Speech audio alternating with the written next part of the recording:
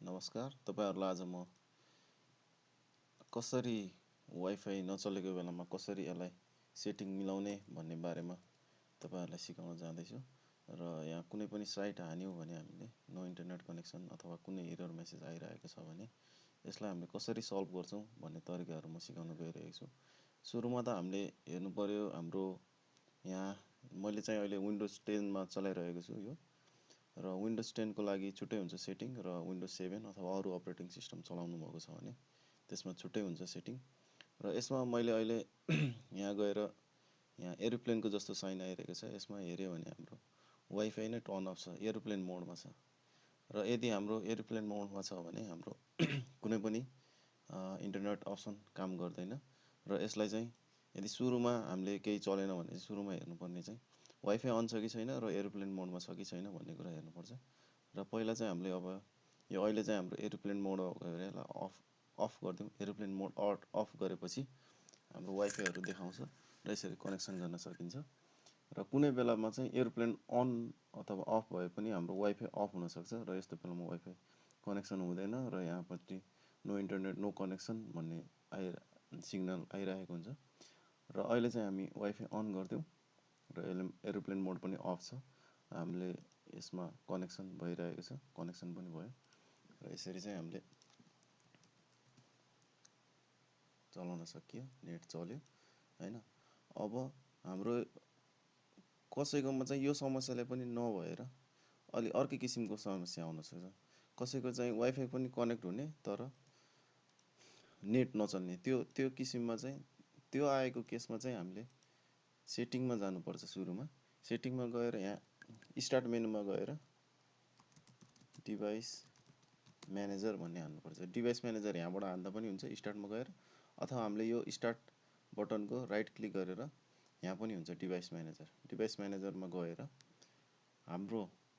यसमा चाहिँ सबै हाम्रो कम्प्युटरलाई चाहिने ड्राइभरहरु यसमा इन्स्टल भएको हुन्छ र कुन चाहिँले काम गरेको छैन भनेर यहाँ सबैले हेर्नु अझै मेरोमा सबैले काम गरिरहेको छ र यसमा कुनै पनि ब्लू अथवा रेड सिग्नल आएको छैन र हामीले मेन हेर्नुपर्ने वाइफाई को लागि भनेको नेटवर्क एडाप्टरमा हुन्छ सबैको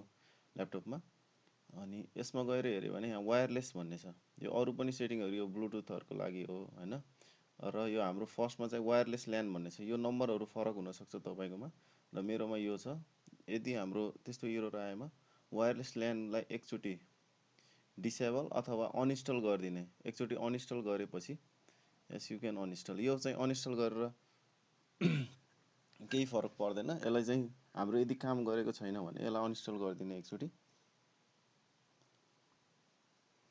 र यसलाई बन्द गर्दियौ र अनइन्स्टल त भयो तर यहाँहरुलाई लाग्ला कि ओहो मेरो त अनइन्स्टलै भयो केही बिग्रेन त हो कि भनेर तर त्यस्तो सोच्नु पर्दैन अब हाम्रो ल्यापटपलाई रिस्टार्ट गर्नुपर्छ यसपछि रिस्टार्ट गरिसकेपछि तपाईले फेरि पुनः त्यो वाइफाई को जुन छ सेटिङ त्यो चाहिँ रिसेट भएर आउँछ र हामीले फेरि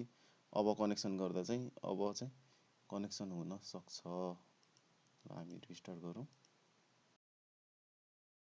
हाम्रो चाहिँ रिस्टार्ट भएर आइसकेको छ ल्यापटप चाहिँ अब हामी चाहिँ यहाँ गएर हेर्यौ भने हाम्रो नेटवर्क सेटिङ पनि वाइफाई पनि आइसकेको छ र हामीले अघि अनइन्स्टल गरेको कुरा पनि छ कि छैन भनेर हामीले हेर्नको लागि चाहिँ फेरि हामी स्टार्ट मेनुमा गएर राइट क्लिक गर्छौं र हामी डिभाइस म्यानेजरमा जान्छौं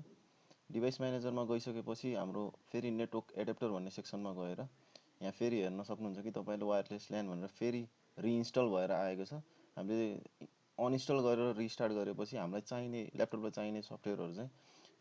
ड्राइभरहरु चाहिँ आफै फेरि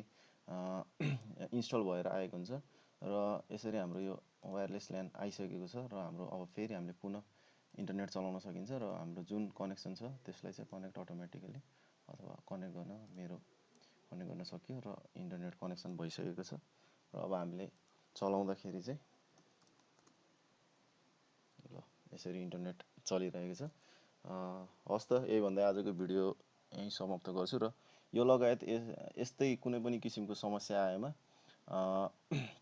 मुनि गएर कमेन्ट गर्न सक्नुहुन्छ र डाइरेक्ट कन्ट्याक्ट पनि गर्न सक्नुहुन्छ म सबै लिंकहरु डिस्क्रिप्सनमा राखिदिने छु हस् त धन्यवाद